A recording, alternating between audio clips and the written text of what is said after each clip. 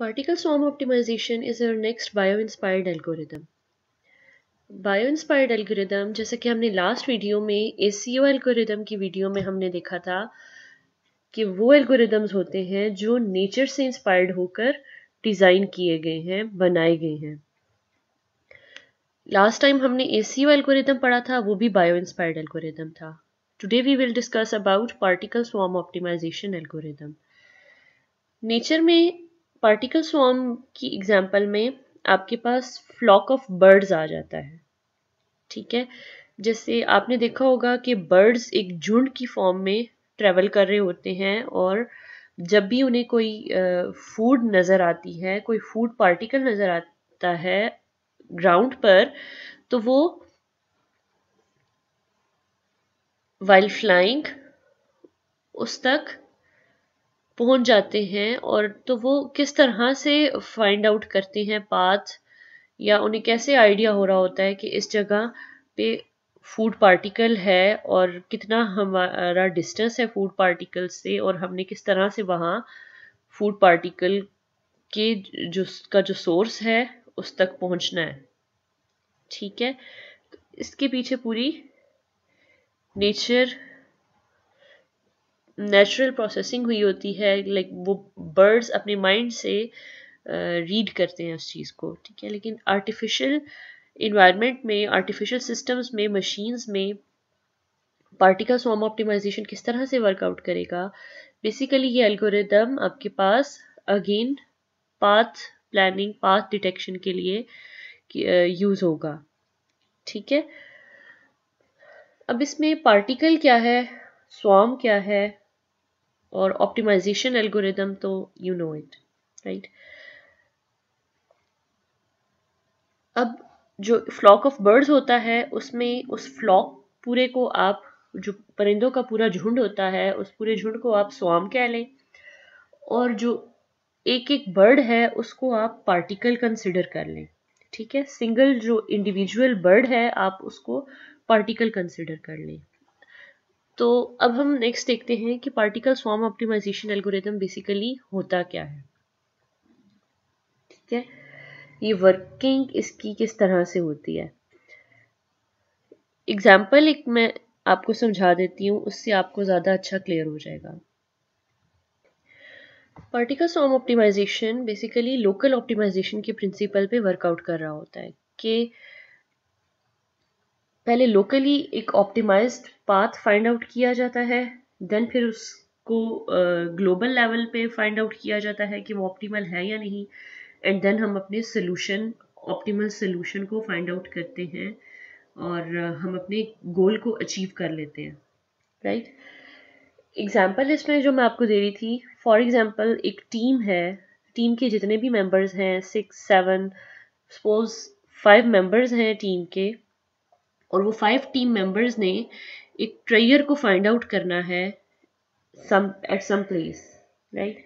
अब देखिए, जो बर्ड्स की एग्जांपल मैंने आपको दी थी, तो बर्ड्स क्या होता है, टॉप से व्यू कर रहे होते हैं तो उन्हें वो फूड सोर्स पार्टिकल के तौर पर नजर आ रहा होता है। ठीक है, जितना वो करीब जाते जाते हैं तो वो डिस्टेंस के अकॉर्डिंग उतनी आइटरेशंस आपके पास होती हैं एल्गोरिदम के केस में। ठीक है, कि वन टाइम थोड़ा वो 1 मीटर के डिस्टेंस, उन्होंने 1 मीटर का डिस्टेंस पास किया, वो फर्स्ट आइट्रेशन होगी, देन 2 मीटर का डिस्टेंस पास किया, सेकेंड आइट्रेशन हो गई, 3 मीटर क्लोज हुए फूड सोर्स से, तो नेक्स्ट आइट्रेशन हो गई, and up to so on. तो नंबर ऑफ आइट्रेशंस इंक्रीज करती जाती हैं जितना वो फूड सोर्स के करीब जाते जाते हैं।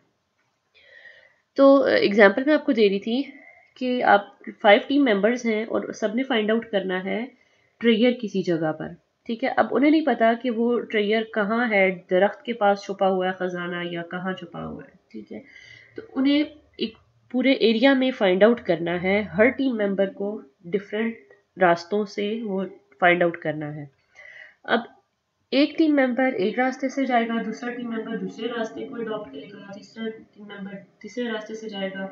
डिफरेंट रास्तों से वो जाकर उस ट्रेयर को फाइंड आउट करने की कोशिश करेंगे हर जगह कि ट्रेयर है कहाँ एक्चुअली।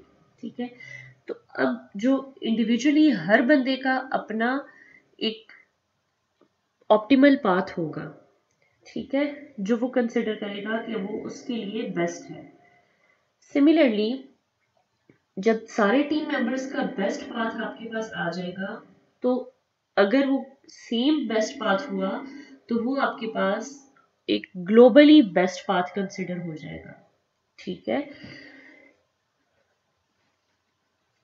और फिर वो ग्लोबल जो पाथ है, ग्लोबली ऑप्टिमाइज जो पाथ है, करेक्ट जो पाथ है जो टीम ने फाइंड आउट किया, उसे ही अपने करेक्ट ऑप्टिमल सोल्यूशन के करीब तरीन समझा जाएगा और उसे ऑप्टिमल सोल्यूशन कंसिडर किया जाएगा और एज अ रिजल्ट वो ट्रायर को फाइंड आउट कर लेंगे। ठीक है, तो इसी तरह से यही technique particle swarm optimization algorithm की भी होती है। नेक्स्ट एल्गो देखते हैं, फिर आपको क्लियर हो जाएगा। एल्गोस के डिफरेंट स्टेप्स आ जाते हैं इसमें। For each particle initialize particle, सबसे पहले क्या होता है कि हर पार्टिकल के लिए या हर बर्ड के लिए या हर एजेंट के लिए, हर इंस्टेंट के लिए, हर पार्टिकल के लिए क्या किया जाता है कि उसकी पोजीशन, इनिशियल पोजीशन जो पार्टिकल की थी, इंडिविजुअली हर पर्सन की जो इनिशियल पोजीशन थी उसे इनिशियलाइज किया जाता है। ठीक है, velocity of the ith particle, हर बंदे की वेलोसिटी, हर पार्टिकल की वेलोसिटी को इनिशियलाइज किया जाता है, और रेंडमली ये दोनों काम किए जाते हैं। ठीक है, रैंडम इनिशियलाइजेशन की जाती है position and velocity of particle, each particle. इसके अलावा पर्सनल बेस्ट को इनिशियलाइज किया जाता है। अब पर्सनल बेस्ट होता क्या है, इसमें आप लोग दो टर्म्स पढ़ेंगे, personal best and global best. Personal best क्या होता है और ग्लोबल बेस्ट क्या होता है, इसके लिए आप एक एग्जांपल समझ लें। जैसे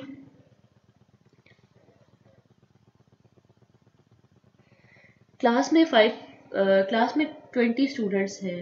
ठीक है, तो एक स्टूडेंट के आते हैं 7 मार्क्स। अब वो, उसके लिए बहुत अच्छे मार्क्स हैं। नेक्स्ट टाइम वो टेस्ट में लेता है 8 मार्क्स। ठीक है, तो उसे लगा कि 8 मार्क्स जो है वो मेरे बहुत बेस्ट मार्क्स आए हैं, पहले से बेहतर है। ठीक है, तो वो 8 मार्क्स उसे अपने पर्सनली उसके एंड पर उसे वो बेस्ट करिए। ठीक है, लेकिन ओवरऑल 20 स्टूडेंट्स में उसके कम मार्क्स थे, क्योंकि किसी और उसके क्लास फेलो के 9 मार्क्स बन रहे थे या 10 मार्क्स बन रहे थे। तो क्लास के हिसाब से 9 बेस्ट है, लेकिन उस पर्सनली उस स्टूडेंट के पॉइंट ऑफ व्यू के अकॉर्डिंग 8 मार्क्स बेस्ट मार्क्स है। ठीक है, तो 8 क्या हो गया, उस स्टूडेंट का यानी उस पार्टिकल का पर्सनल बेस्ट हो गया, और जो 9 है वो क्या हो गया, वो पूरी क्लास के हाईएस्ट मार्क्स थे 9। ठीक है, तो 9 आपके पास ग्लोबल बेस्ट आ गया। ठीक है, जो ग्लोबली जो बेस्ट मार्क्स थे वो 9 थे, राइट, जो पूरी क्लास के बेस्ट मार्क्स कंसिडर हो रहे थे, हाईएस्ट मार्क्स जो कंसिडर हो रहे थे, उनको आप ग्लोबल बेस्ट के तौर पे ले रहे हो। ठीक है, तो इसी तरह से यहाँ पर भी पार्टिकल का पर्सनल बेस्ट और ग्लोबल बेस्ट होगा। पर्सनल बेस्ट और ग्लोबल बेस्ट की टर्म आपको समझ आ गई है इस एग्जांपल से? It's really good for you, बाकी इसमें कोई मुश्किल ऐसी चीज नहीं है। ठीक है, अच्छा नेक्स्ट पॉइंट देख लेते हैं। अब नेक्स्ट पॉइंट क्या होगा कि पहले हमने पार्टिकल की इनिशियलाइज कर ली वेलोसिटी और पोजीशन, और पर्सनल बेस्ट भी इनिशियलाइज कर लिया कि पर्सनली हर पार्टिकल के लिए बेस्ट वैल्यू क्या है। ठीक है, हर पार्टिकल ने पहले डिसाइड कर लिया कि अच्छा उसे किधर से जाना है, राइट, हर पार्टिकल ने अपने माइंडसेट से डिसाइड कर लिया। अब ओवरऑल जो बेस्ट पाथ होगा वो तो बाद में फाइंड आउट होगा। ठीक है, तो इसीलिए देखिए ये लोकली ऑप्टिमाइज्ड टेक्निक है कि इसमें पहले नेबरहुड में सारे ऑप्टिमल पाथ फाइंड आउट किए गए, फिर आस्ते आस्ते दूर चला गया, और बाकी एज अ होल पूरे एरिया में ऑप्टिमल पाथ को, ग्लोबली ऑप्टिमल पाथ को फाइंड आउट किया गया through locally optimized path, right. Okay, next step क्या होगा कि फिटनेस वैल्यू कैलकुलेट होगी हर पार्टिकल के लिए। ठीक है, हर बर्ड के लिए, हर पार्टिकल के लिए फिटनेस वैल्यू कैलकुलेट होगी। अब फिटनेस वैल्यू क्या होती है? फिटनेस वैल्यू वो वैल्यू होती है जो ऑप्टिमल वैल्यू सर्चिंग के दौरान अचीव करते हैं पार्टिकल्स। हर पार्टिकल जो करंटली जो वैल्यू अचीव करता है, ऑप्टिमल वैल्यू जिसे वो कंसिडर करता है, वो फिटनेस वैल्यू होती है। और फिटनेस वैल्यू होती क्या है बेसिकली? कि वो वैल्यू जो करंटली आपके पास आ रही है ड्यूरिंग ट्रैवलिंग और ड्यूरिंग सर्चिंग, जो कि आपके ऑप्टिमल सोल्यूशन से करीब तरीन है, ठीक है, उसे हम फिटनेस वैल्यू कहते हैं। कंडीशन क्या है? कि ऑप्टिमल सोल्यूशन की approximately near to optimal solution होनी चाहिए, ऑप्टिमल सोल्यूशन के करीब तरीन वैल्यू होनी चाहिए, ठीक है। तो अब क्या होता है कि हर पार्टिकल के लिए फिटनेस वैल्यू कैलकुलेट की जाती है किसी फॉर्मूला वगैरह के थ्रू, ठीक है।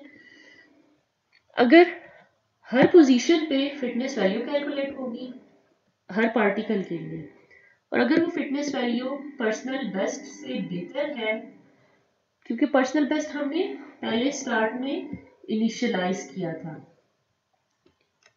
ठीक है, पर्सनल बेस्ट यहाँ हमने स्टार्ट में इनिशियलाइज कर दिया था। अगर इस पर्सनल बेस्ट से ये फिटनेस वैल्यू बेटर है तो इट मींस इस वैल्यू को रिप्लेस कर दो इससे, ठीक है। मींस क्या कर दो? Set current value as new B best. Personal best अब आपके पास जो इनिशियलाइज किया था वो नहीं रहेगा, क्योंकि अब तो पर्सनल बेस्ट वो नई वैल्यू अपडेट हो गई है। अब जो नई वैल्यू आई है वो पर्सनल बेस्ट हो जाएगा, क्योंकि उसे अपनी इनिशियल लोकेशन से ज़्यादा परफेक्ट, ज़्यादा ऑप्टिमल लोकेशन मिल जाएगी, ठीक है, जिसे वो पर्सनल बेस्ट कंसिडर करेगा।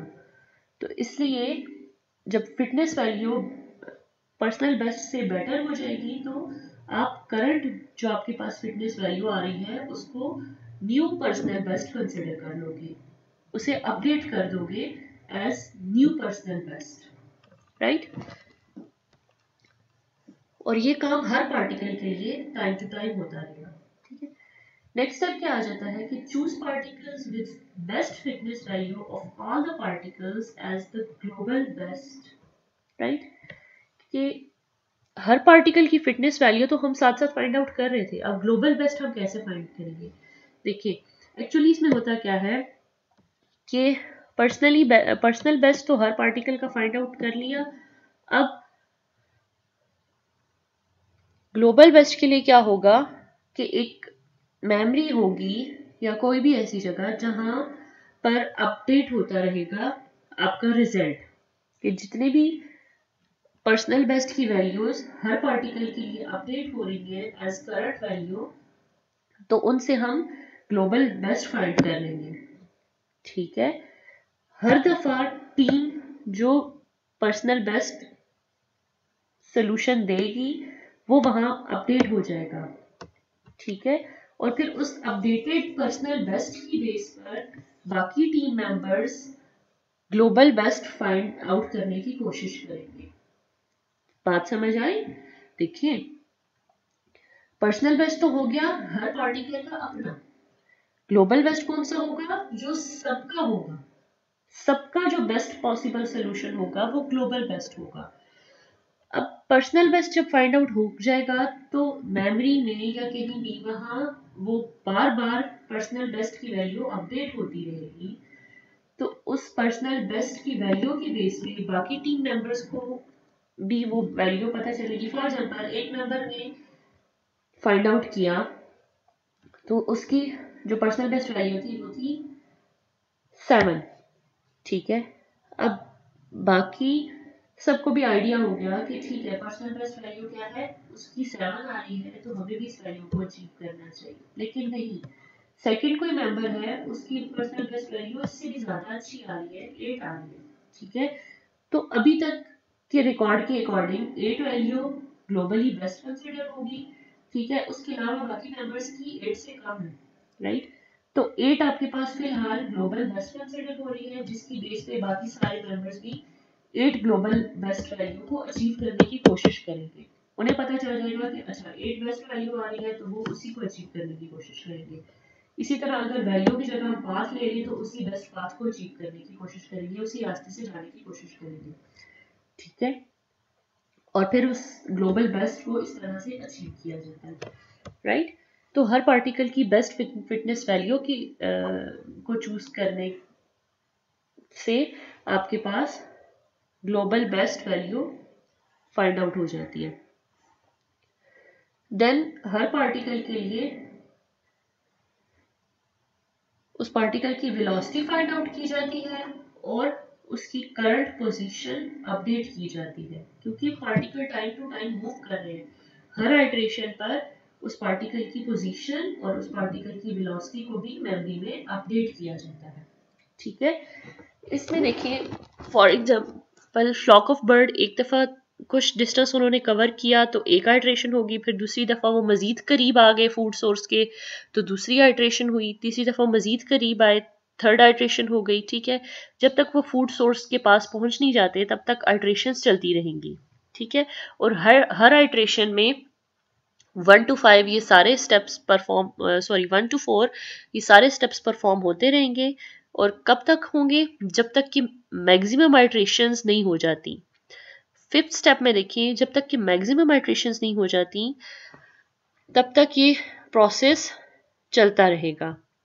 और मैक्सिमम आइट्रेशंस कब होंगी? जब पार्टिकल अपने गोल को अचीव कर लेगा या फिर अपने गोल के बिल्कुल करीब पहुंच जाएगा, ठीक है, ऑलमोस्ट जब अपने गोल को रीच कर लेगा, राइट। और या फिर सेकंड कंडीशन क्या है कि ये प्रोसेस कब स्टॉप हो जाए? जब मिनिमम एरर हो, ठीक है।